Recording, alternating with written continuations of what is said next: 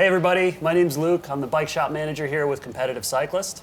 I'm Kyle Brown. I am with Competitive Cyclist in our customer service center. I will be doing Ironman 70.3 in St. George, Utah. I have ALS. That's why I sound like I'm drunk. But this is my story. All right, Kyle, so you've been a gearhead with Competitive for 8 years now. 8 years, Wow. yeah. For you, what does it mean to be a gearhead? You know, it's pretty cool. I started this as an interim job to get some insurance, get me by, and I loved it.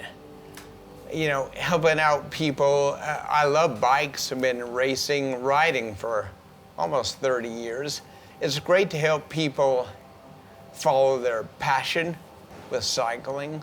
That's one of the reasons I've been here 8 years, is that it's a real friendship. I mean, you've been there longer than me, really. We started about the same time, and phenomenal people to work with. So it becomes a real tight-knit group. We ride together, we hang out together. Really great group of people to work with. Your diagnosis with ALS, could you elaborate a little bit on what it is and what your particular prognosis is? ALS, I'm not going to try to pronounce it, what it means, ALS. It's a long word that obviously I can barely speak as it is, but it is known as Lou Gehrig's disease. Right. It's a neurological disorder where your nerves don't fire chemicals to your muscles to make them work. I have what's called bulbar onset. So it begins in your mouth or your throat and then works out. Usually people have limb offset. So it begins in your hands, your legs, your arms. So I guess in that aspect I'm fortunate. I can still do most things. My hands are starting to lose some power. So it's scary to break and shift at times. But, bulbar ALS is an aggressive form. So from what I'm told, 1 to 2 year lifespan. My symptoms started in November of 2020. So I'm not good at math, fortunately, so I'm not going to figure how much time I have because I don't care. I'm a different duck, so we'll see what happens with me. You're just gonna do what you can while you can. Yeah. I keep racing, I keep riding, working. One of Backcountry's founders, Jim Holland, has a similar neurological condition, and from what I hear, he's reached out to you and offered some sort of treatments? Yes, he has access to some doctors and specialists who are experimenting with things and has brought me in to be part of that. Although his disease is different, it's a neurological disorder, so related. So they asked, do you want to try some of this? And I said, yeah, absolutely, why not? How have your family and friends reacted to your diagnosis? The support from, family, of course. The cycling and triathlon community. My high school mountain bike team is like nonstop, every day. So a lot of people are like, you have a pretty positive attitude about this. And I do, but it's hard not to with like the support and love from, surprising, but not. You know, people are good. So speaking of family, you were recently married, so congratulations, first of all. We hear that you had your wedding guests bike up to the top of a mountain for the ceremony. Tell us about the wedding.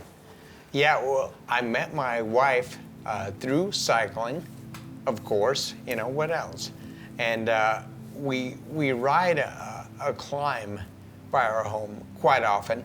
It's a 13-mile climb up 5,100 feet elevation. So we decided we didn't have a lot of time to plan a wedding, so we're like, what should we do? We said, let's ride our bikes up to Francis Peak, get married quickly before law enforcement shows up.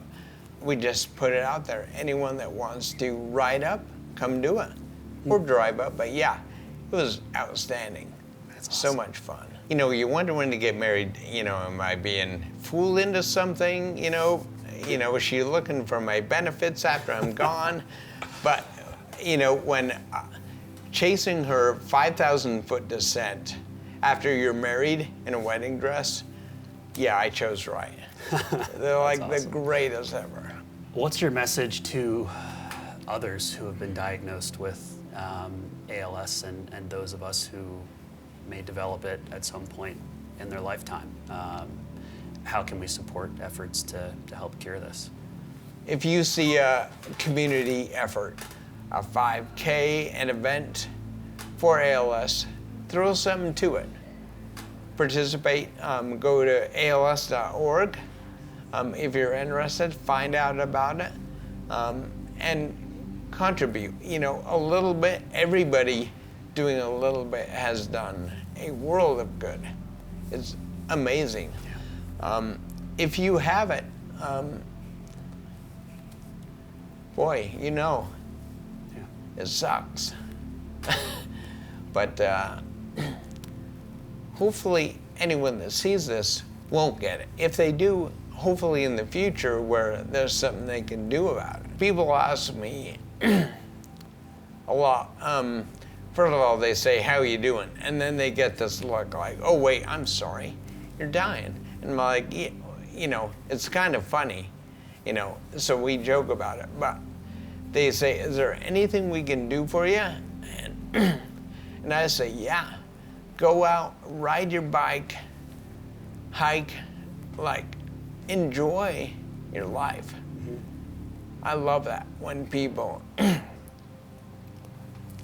have a good time. Shifting towards the Ironman a little bit, you've set some pretty lofty goals after your diagnosis. Did you enter Worlds before or after you found out what was happening? I was originally diagnosed in the end of March, a month before national championships. A week later, 6 specialists said, there is no chance you have ALS, none. So I went to national championships, qualified for Worlds, thinking I was okay, had some type of bulbar issue, speaking, that we would find and fix. In July, as it progressed, finally they said, we were wrong. Your physical conditioning hid the symptoms. Oh, okay. So finally, I sure diagnosis of ALS. So I thought, I have Worlds in September. This was 2 months out. I feel okay. I'm going to keep trying for it. I'd won my spot, so I'll never have this chance again. I've never been to a Worlds, never qualified for a Worlds event. So I was excited. So my training changed a little bit, but for the most part, I'm going full steam ahead. I have to take some precautions in the water, but I'm excited to just go do. Usually I want to go win, podium. I still have that competitive drive, but I know I'm not at that level with this, but to go finish, I'm happy. Do you experience any symptoms running or swimming? Swimming, I have to be careful to not get water in my mouth. 2 doctors had told me, what do you mean you're swimming? Don't swim, you're gonna drown. So I said, well, I have to swim, I have an Ironman coming up. They're like, no, you shouldn't be doing that either. So the one said, well, swim close to shore. So I train close to shore. Okay. And my wife follows me, and I've kind of learned how to deal with it. Half the doctors don't get when I tell them this is happening. They're like, what's that? When I farmer blow, snot rocket, you know? Yeah, Cyclist runners, we all do it. yeah. Sure. I can't do that because of the soft palate at the back of your throat. Mine doesn't work right. So I can't, it's so frustrating to not be able to farmer blow. If you can farmer blow, don't take it for granted. It's a great thing. So yeah, that affects me. Do it more often if you can do it. Enjoy it. Very satisfying. In the Ironman, you're actually wearing the number of a fellow competitor, John Blaze, who passed away from ALS after competing. What's the camaraderie among Ironman athletes like, and why is showing your support for him and his cause important to you? John Blaze also, so he competed in 2005 in the Ironman in Kona. So his doctors said, like me, they're like, you can't do an Ironman. If you want to finish, they're gonna have to roll you across the line. So he did it, and he laid down the finish and rolled across the line and said, there you go, roll across the line. So it's become kind of a tradition now for people to honor him. At the finish line, they will roll. And it's called the Blaze Man Roll. And it just helps bring awareness to ALS and his foundation. So his parents, I got to know, and they reached out to Ironman, who asked me to wear his number, 179. What a huge honor to carry that.